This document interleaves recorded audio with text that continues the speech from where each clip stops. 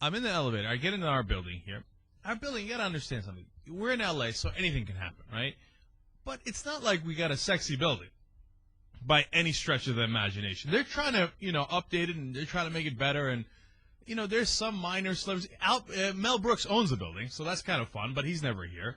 And Faison Love is in the building. For whoever knows who Faison Love is, right? He's a black actor that's been in some comedies, etc., right? But it's not an L.A. building by any stretch. But I see this dude, and I'm like, that dude looks a little familiar, right? And, man, he's a little too good looking to just be a regular dude. Now, I'm not saying anything. I'm just saying, okay, I'm manning up to the fact that I noticed that he was good looking, right? And then we get in the elevator together, and I'm like, man, this guy's hot. No, okay, just kidding. I look at him, I'm like, no, I know this dude. And I'm like, you're James Caviezel, aren't you? He's like, yes, I am. You betray me with a kiss.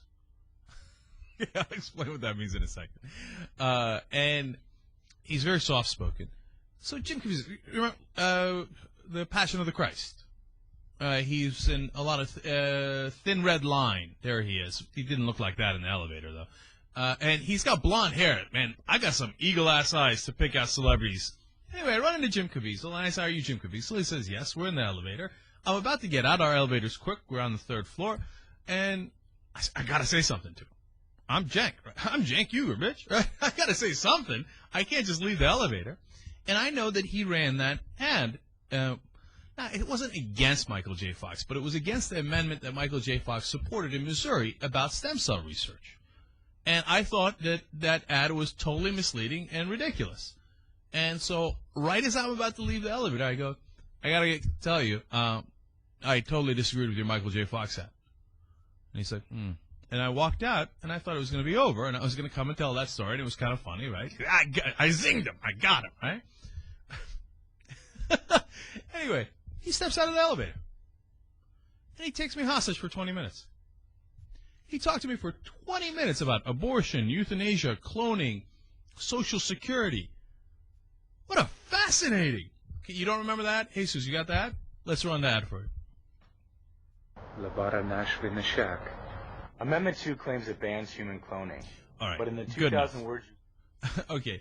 Look, I got to be honest with you. I didn't like the tone of what you said in that ad. Because in Aramaic, he says, you betray me with a kiss.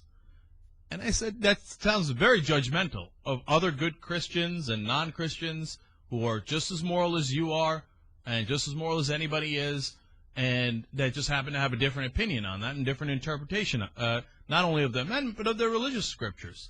And the betray word was loaded. He's a good guy. And I don't mean that because he's a celebrity. I mean, that part of it is irrelevant. These guys, they're not trying to, like, sometimes our side paints them as, trying to take our choice away, and they hate us and all that stuff. They don't hate you. They certainly don't hate Michael J. Fox, and they want him to get a cure.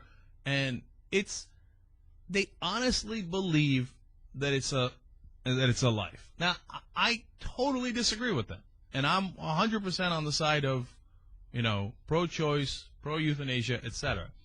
But listening to him, you get a sense that this guy, he means it. He means it. It comes from his soul, and he's not trying to oppress you. And the result of his votes and his actions might be something that you find oppressive, and you and I are perfectly within our rights to fight against it. But just understand where they're coming from. They're decent human beings who have a different perspective on it.